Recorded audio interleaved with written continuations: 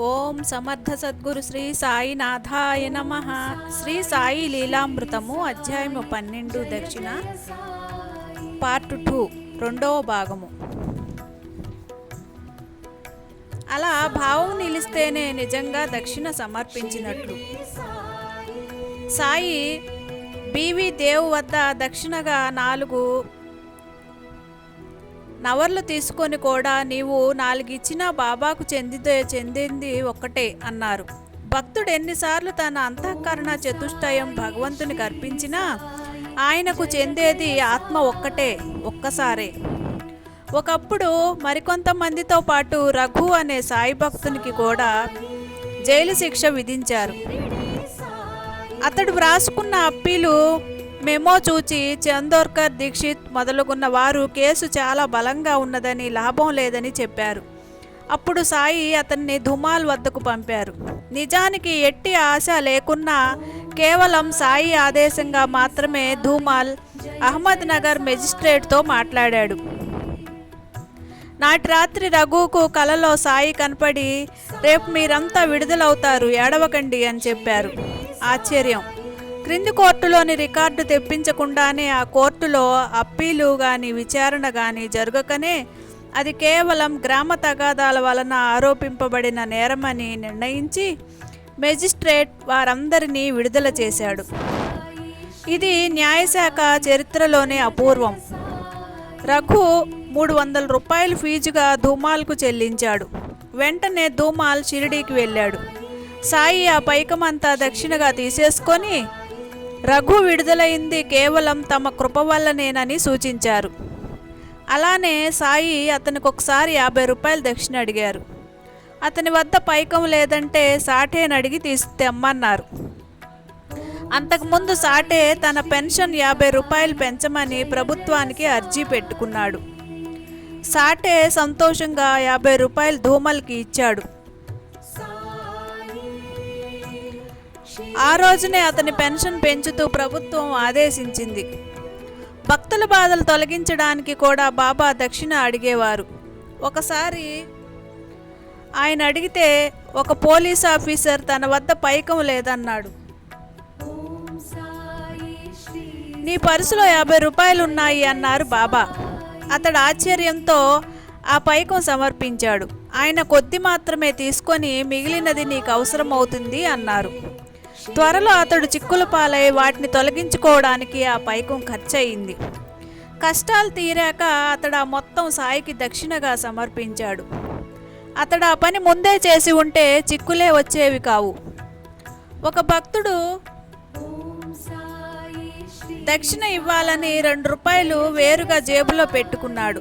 కానీ తర్వాత ఆయనకు 1 రూపాయి మాత్రం ఇచ్చాడు. సాయి నవ్వుతూ, ఎంత మోసం!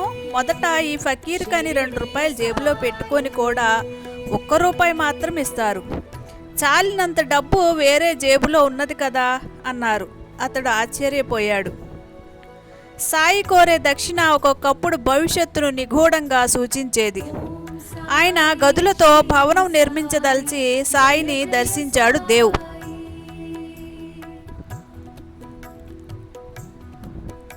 అప్పుడు బాబా నేల మీద 25 గీతలు గీస్తూ గదికి 1 రూపాయి చొప్పున 25 రూపాయలు దక్షిణ ఇవ్వు అన్నారు. అతడు సమర్పించాడు. ఆశ్చర్యం! అది 25 గదుల భవనమైంది. అలాగే 1912లో ఒకరోజు పోలీస్ ఇన్స్పెక్టర్ సోమనాథ్ వద్ద సాయి 10 రూపాయలు దక్షిణ తీసుకున్నారు.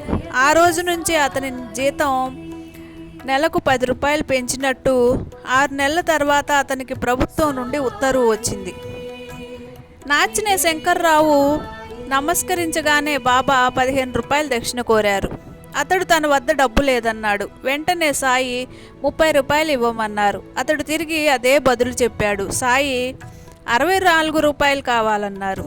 వెంటనే అతడు, బాబా, మేము పేదవాళ్ళము, అంత ఇవ్వలేము అని మొరపెట్టుకున్నాడు. అప్పుడు సాయి వారికి ఆ డబ్బు పోగు చేసి ఇవ్వమన్నారు. ఆయన భావమేమో వారికి తెలియలేదు. తర్వాత 1916లో బాబాకు జబ్బు చేసినప్పుడు ఆయనకు ఆరోగ్యం చేకూరాలని సప్తాహం అన్నదానాల కోసం నాచినే శంకర్రావు కూడా వసూళ్లు చేశారు. వారు సేకరించి పంపినది సరిగా 64 రూపాయలు.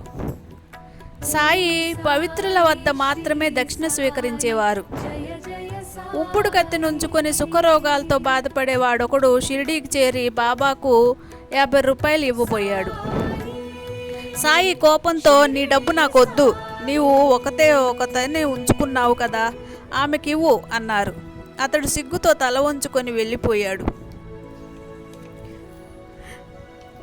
ఒకప్పుడు దక్షిణ విషయమై సాయి, నేనెవరి నుండైనా 1 రూపాయి దక్షిణ తీసుకుంటే దానికి 10 రెట్లు తిరిగి ఇవ్వవలసి ఉంటుంది. నేనెప్పుడు ఏది ఊరికే తీసుకోను. ఆ ఫకీరు చూపిన వారి నుండే స్వీకరిస్తాను. వాళ్ళు దక్షిణ రూపంలో పుణ్యం నాటి తర్వాత సమృద్ధిగా ఫలితాన్ని పొందుతారు.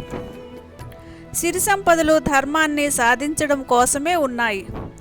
కేవలం సుఖాల కోసం వెచ్చిస్తే అది వ్యర్థమే. ఇది వరకు ధర్మం చేసి ఉంటేనే ఇప్పుడు సంపద పొందుతావు. అది భగవంతుడిచ్చినదే కనుక. భగవంతునికి ఇవ్వటం వలన భక్తి జ్ఞానాలు వృద్ధి పొందుతాయి. నేను మాత్రం చేసేదేమిటి, 1 స్వీకరించి 10 రెట్లు ఇస్తున్నాను అన్నారు.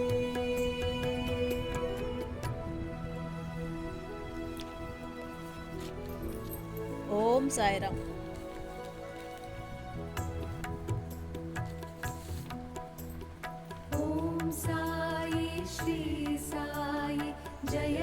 అధ్యాయము 12 సంపూర్ణము.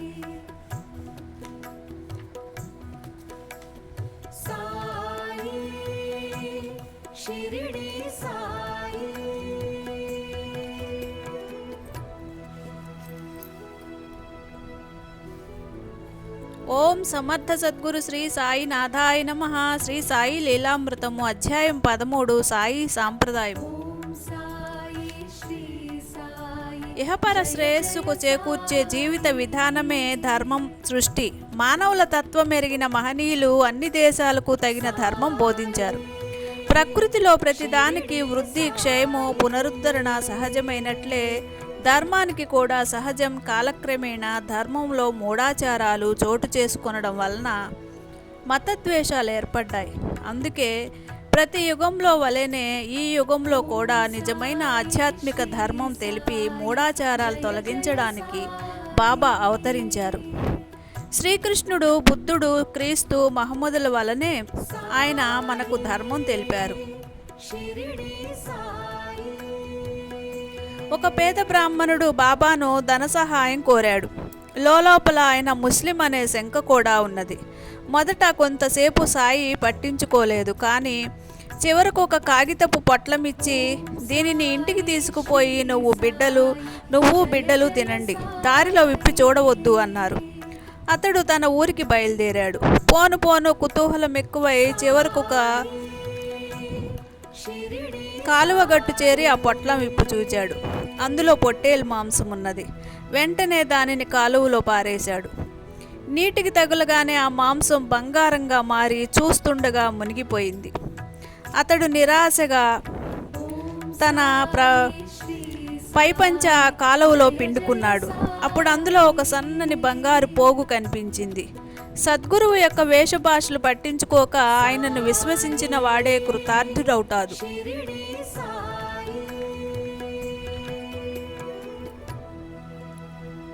ఓం సాయిరామ్. మిగతా భాగం రేపు చదువుకుందాం.